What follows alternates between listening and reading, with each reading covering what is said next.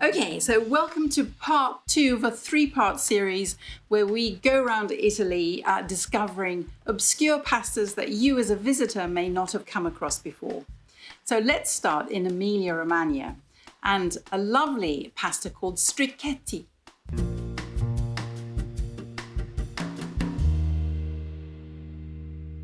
"87-year-old Lina lives in Voltana in Romagna. She's using 3 of her chicken's eggs, which means about 300 grams of 00 flour. She makes a well in it and then cracks in the eggs. Yolks which stand proud above the whites like this mean the eggs are very fresh.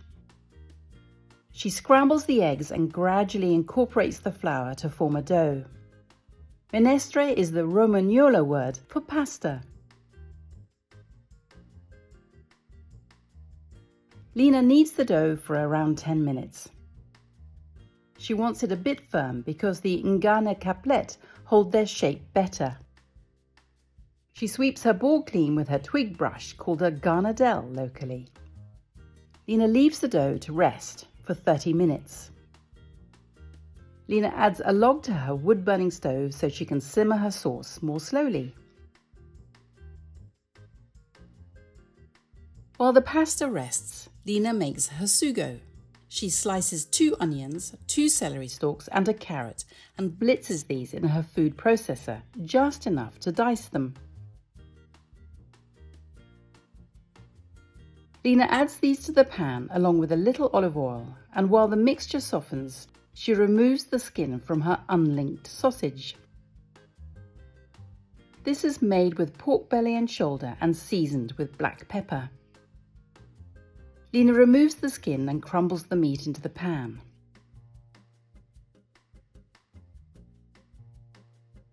This is the equivalent of 3 sausages. She gives everything a stir and pours in a glass of white wine.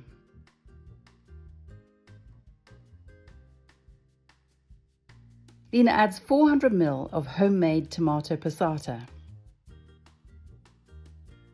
These are her homegrown peas. She adds about 250 grams.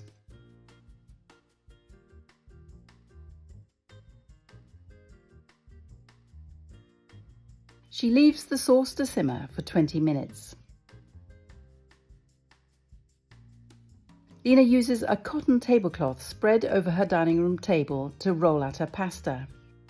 It's a good tip if you don't have a large board.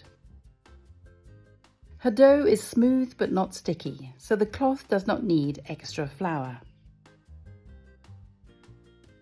Lina's rolling pin is cherry wood and the width of her table. She smooths her sfoglia or pasta sheet with both her hands as she rolls it around her pin, turning it regularly.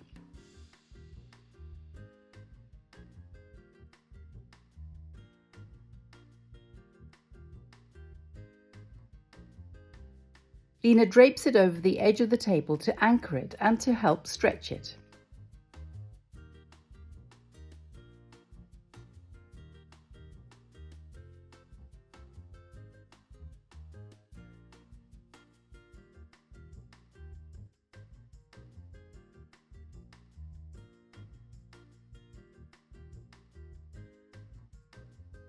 Once it is the same thickness as for tagliatelle, Lina rolls the pasta and the cloth around her pin.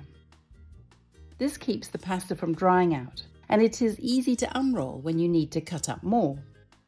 Stricchetti and ngana caplet are Lina's 2 favourite pastas. She makes one or the other every week. To make stricchetti, Lina cuts 4 cm wide strips using her pastry cutter. She then cuts a ribbon into diamonds. She pleats and pinches each lozenge lengthways to form the stricchetto. They can be jagged-edged or smooth.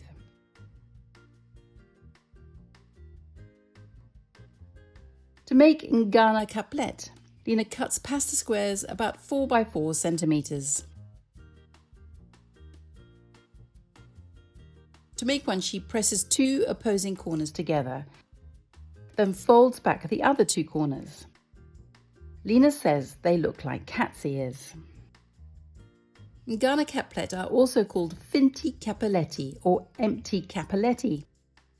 Traditionally, cheese-filled capelletti were a once-a-year Christmas treat, while Ngana capelette were for the other occasions. Daughter Farida helps. Pasta making is best as a group activity.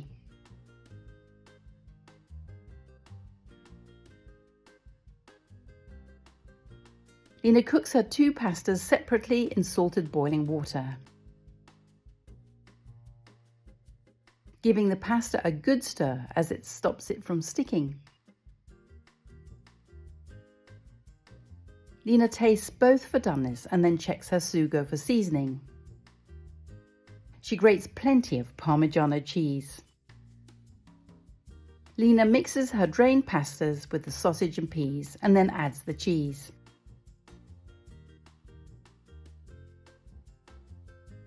This is so good. Buon appetito! Next, we're going to Tuscany, and a really good one for beginners. It's called strapponi.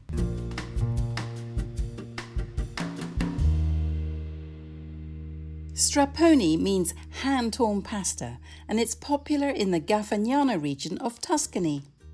Marika makes the condimento or sauce first. She chops up garlic and a mint called nipitella.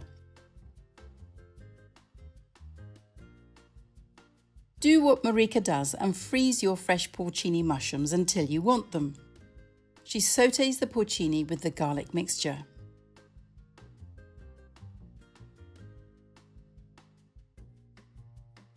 She adds water and lets it reduce so the mushrooms are nice and brown.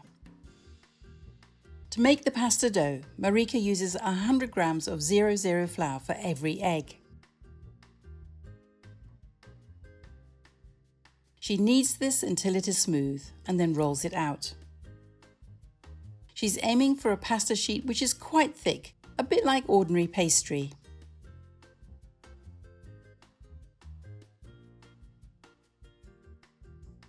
Then she tears the rolled pasta into pieces directly into boiling salted water.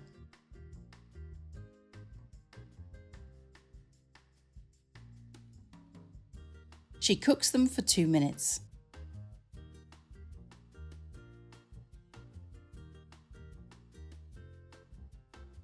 Marika mixes the mushrooms and pasta together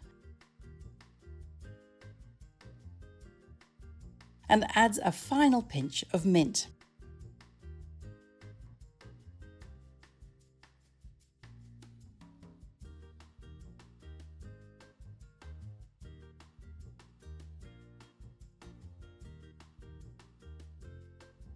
This dish is served without cheese. Buon appetito! Now let's move to my home region of Marche and a wonderful fun pasta called tagliolini pelosi, and pelosi means hairy.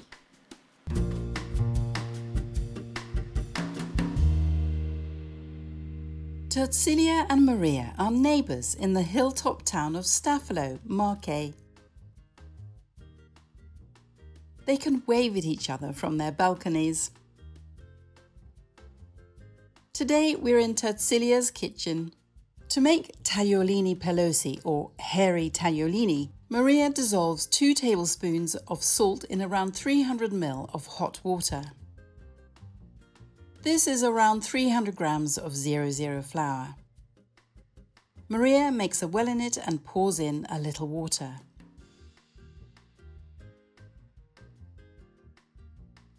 It's an approximate process, but she wants a soft dough. She kneads it vigorously.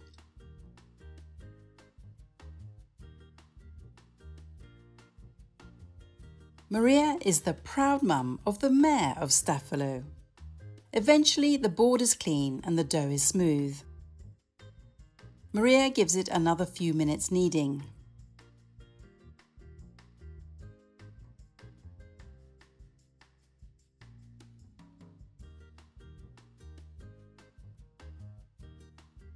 Maria likes to dry the pasta sheet on the tablecloth before slicing it. Tagliolini pelosi is served with a tomato, garlic and marjoram sauce. Maria finely dices a garlic clove. She adds this to some olive oil with a teaspoon of dried marjoram.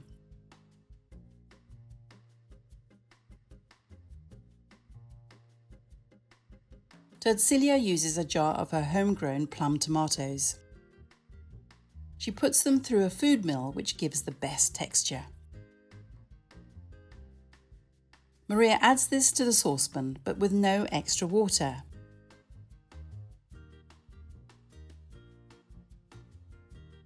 Both the ladies tell us they like to dry their marjoram before pulverising it. They decide to show us how. Maria collects her spice mill from her home. Terzilia has some marjoram growing in her garden.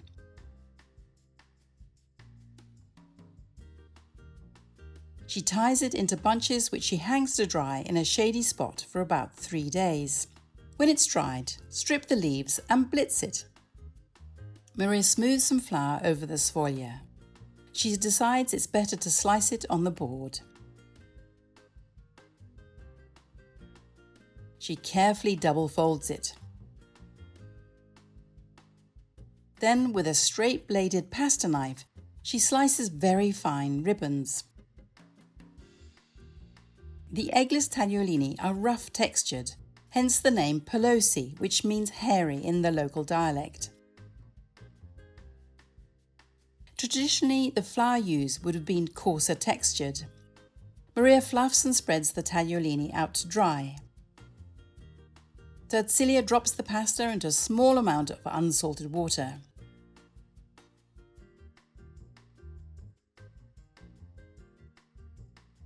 They are cooked in a minute or so. She scoops them out with some of the cooking water. This dish is a type of minestra or soup.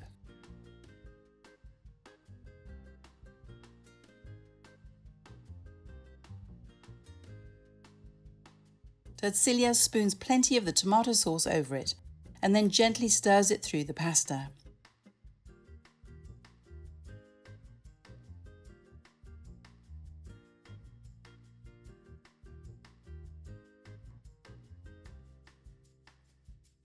She grates plenty of Parmigiano over the dish. Terzilia is the first to try it. Buon appetito!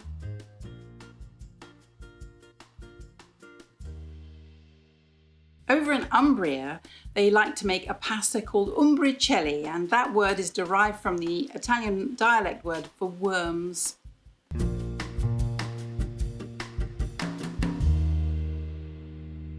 We're in Umbria, central Italy, and 68-year-old Luciana is showing us how she makes Umbrichelli pasta, a kind of thick spaghetti. For the dough, she's using soft wheat flour, warm water and salt. This is a no-egg pasta. Luciana kneads the dough vigorously until it is silky smooth. Then she leaves it to rest for about 10 minutes. Nothing goes to waste. She gives the pasta scraps to her chickens.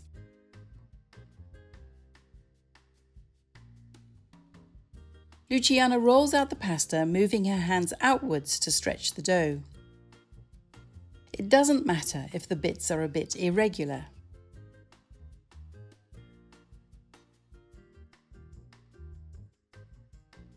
She explains the room temperature shouldn't be too hot, otherwise the pasta dries too quickly. Umbrichelli comes from the local word for earthworms. Luciana is making a sauce called sugo finto, fake ragu, because it doesn't have any meat. She fries the garlic in her own olive oil. When Luciana's husband proposed, she wanted olive trees, not a ring. Next, she adds white wine to stop the garlic from burning and boils off the alcohol. Then she adds her homemade tomato passata, some coarse salt and chopped parsley. Whilst this simmers, she boils the pasta for a couple of minutes. Once drained, she stirs in the sauce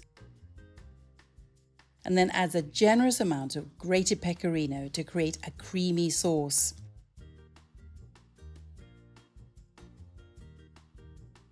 Umbrichelli con sugo finto, simple to make and delicious to eat. Down in Abruzzo, they have another lovely easy pasta to make called Ndrocche. In fact, the name is the most difficult thing about it for a non-Italian.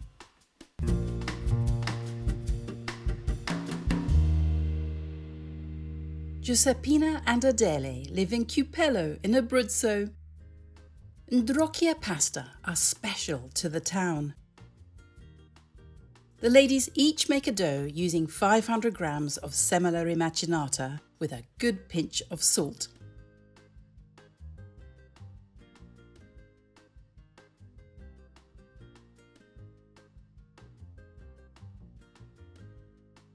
They scramble the oil and egg together in their pasta wells using their fingertips.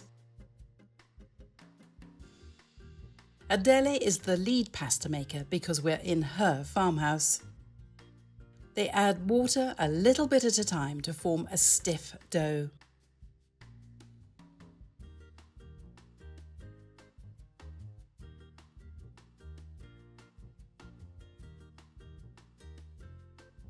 This has to be kneaded for a good 10 minutes. The ladies work their way along the pasta roll to ensure an even kneading. The dough doesn't need to rest. They cut a small piece off at a time and roll it. They use a small pin for a small sfoglia or pasta sheet. It needs to be a couple of millimeters thick.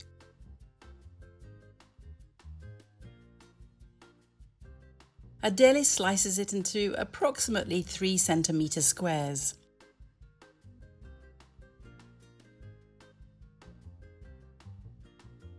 They're using a square-sided metal dowel, or ferro in Italian.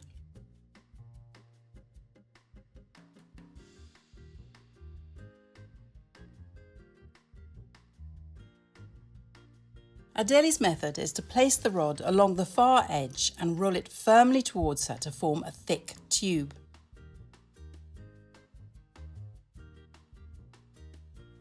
Giuseppina's technique is slightly different because she grew up in a neighbouring village and came to Ciufoli when she got married.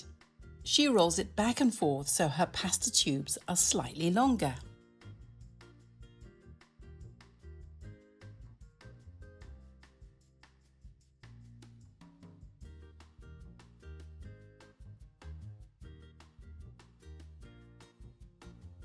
Every August, the ladies prepare Ndrocche pasta for Ciufoli's food festival and use 200 kilos of flour.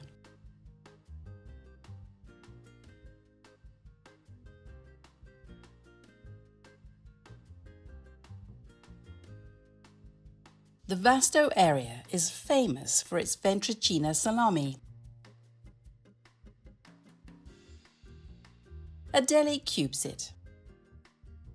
This spicy salami is used with the pasta sauce we're about to see. She adds the pieces to a pan and slices some garlic.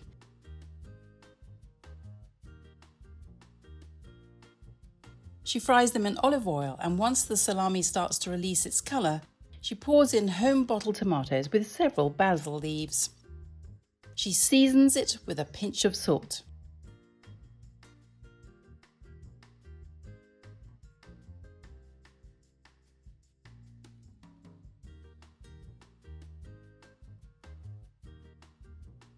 It only needs around 10 minutes cooking, and the kittens would like some. She adds the pasta to salted boiling water. The pasta needs around 10 minutes cooking because they're quite thick, but always taste them for doneness.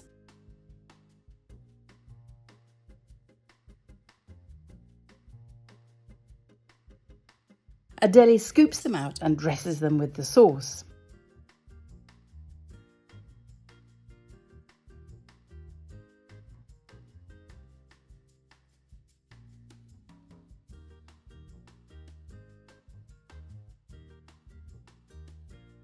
Juliana, our local contact, is a big Pasta Grannies fan, so she's our taste tester today.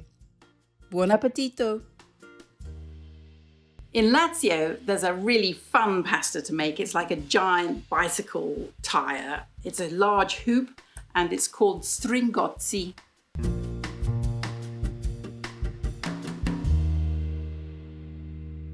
Emma lives in the pretty hill town of Casperia in central Italy. She's making Stringozzi, which in this region of Italy is large hoops of pasta. Emma uses approximately 150 grams of semolina flour, 350 grams of 00 flour, 1 egg, about 2 tablespoons of oil and 150 ml of water. She scrambles the liquids together before making the dough. Emma kneads the dough until it is smooth. She divides it in two and flattens each one to make a disc.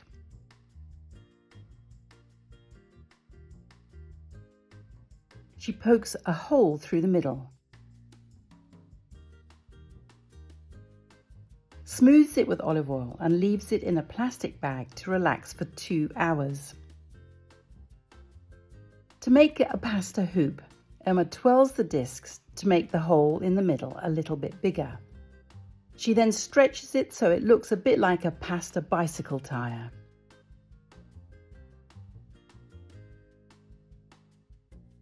Keeping it well oiled and keeping the dough stretched, she smacks it on the table while she extends it. This is not traditional. It looks a little bit like Emma has been watching Chinese noodle makers, but she worked out this method before the internet was invented. She finds the dough stretches more quickly this way compared to rolling it out. As it grows, Emma loops the pasta into strands and keeps slapping it on the board. Traditionally, cooks work their way around the loop several times, rolling the pasta under their hands to stretch it. This is how Emma finishes the loop once it is too long for her arms and it is about 1 inch in diameter. Emma uses semola rimacinata to stop the pasta from sticking. She stretches the dough by rolling her hands outwards, always going in the same direction to keep the loop an even size. Once the pasta loop is about the thickness of a pencil, Emma moves on to the next phase of making it even thinner. She cups semola in one hand and with the other hand, holding the pasta as a double strand, she loops it over the semola hand. This hand gently grips while the other pulls the strand. When the Stringozzi strand is about 1/2 centimeter thick, it's ready.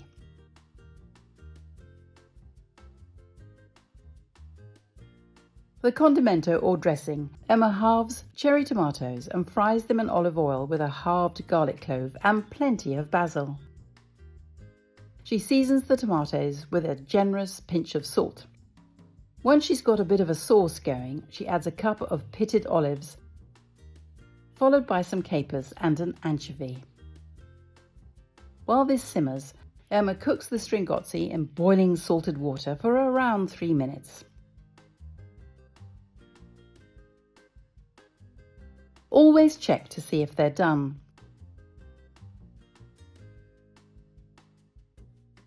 Emma scoops the pasta from the water into the tomato sauce and mixes everything together.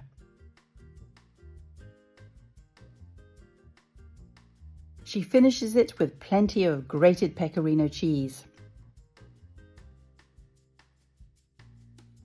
And then, for easier eating, she slices through the pasta. Buon appetito!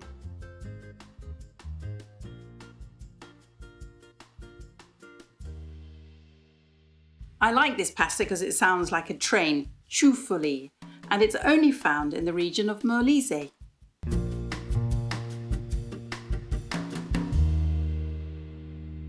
Pasqualina is 97 years old. She lives in Riccia in Molise in southern Italy. Pasqualina's friend Rosaria is helping her make a pasta called Ciufoli.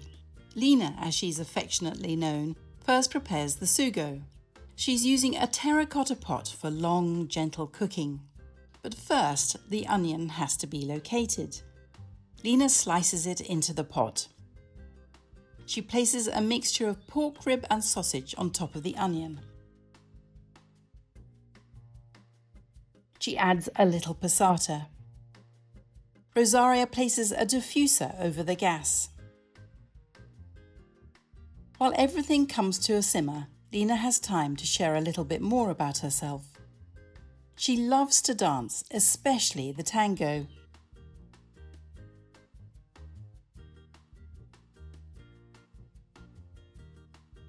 The sugo is bubbling nicely and it's time to make the pasta.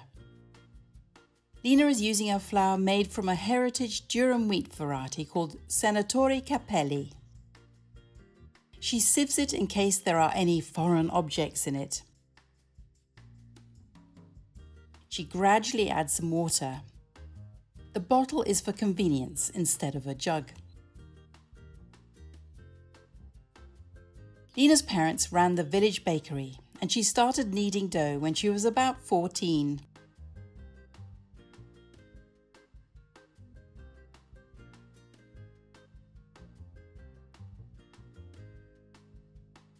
She continues to make biscuits.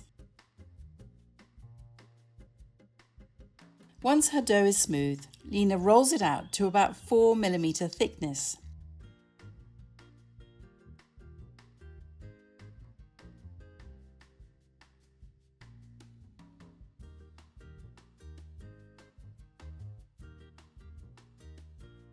She cuts the pasta sheet into 3 cm strips.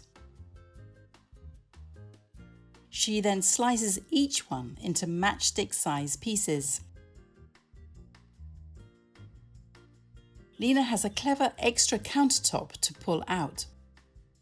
She puts a plate onto it to catch the ciufoli. She places 2 fingers on top of each pasta matchstick, presses down and pulls it towards her to create mini cavatelli-style pasta shapes. This is a new-to-me pasta and it seems particular to Molise. Lina then receives a leisurely 5-minute call from a friend. This doesn't stop Lina from making the pasta one-handed.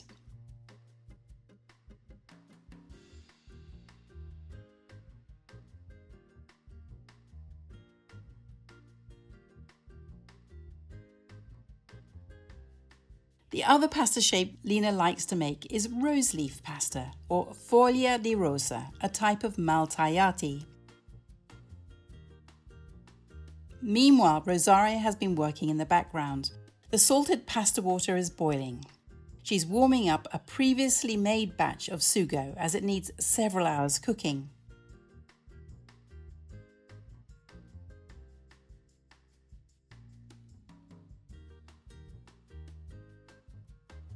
Lina drains the ciufoli and places the pasta in a bowl.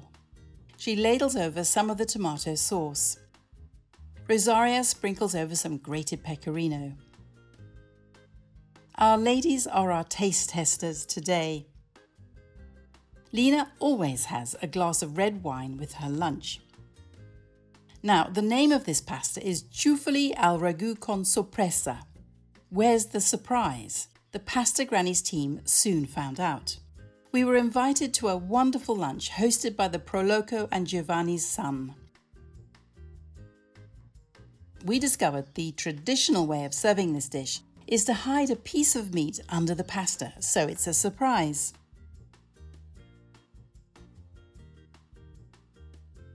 What an amazing lunch! Grazie mille a tutti. So that's all for now. Come back next Wednesday when we're covering southern Italy.